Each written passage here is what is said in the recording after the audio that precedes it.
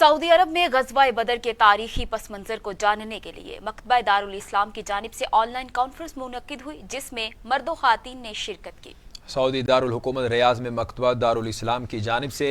रमज़ानुल मुबारक में हक़ व बातिल के दरमियान लड़े जाने वाले पहले मार्का ग़ज़वा-ए बदर पर ऑनलाइन कॉन्फ्रेंस का इनेकाद किया गया। तारीखी पहलुओं पर दारुल इस्लाम के डायरेक्टर अब्दुल मालिक मुजाहिद ने रोशनी डालते हुए कहा कि हिजरत मदीना के बाद इस्लाम और कुफर के दरमियान ये पहली जंग थी जिसमें सिर्फ 313 ईमान फरोज सहाबा ने 1400 से ज़ायद कुफ़ार मक्का को लश्कर का मुकाबला किया और अल्लाह की मदद से कुफ़ार को धूल चाटने पर मजबूर कर दिया है और कुफ़ार के बड़े सरदार इस अजीम मार्के में हलाक हो गए। मौलाना अब्दुल मालिक मुजाहिद ने कहा कि आज भी उम्मत मुस्लिमा को अपने इख्तिलाफात को भुलाकर और पाकिस्तान में भी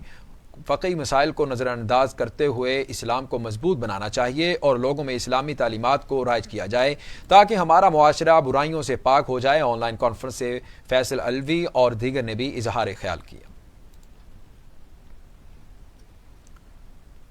आगे बढ़ेंगे और आपको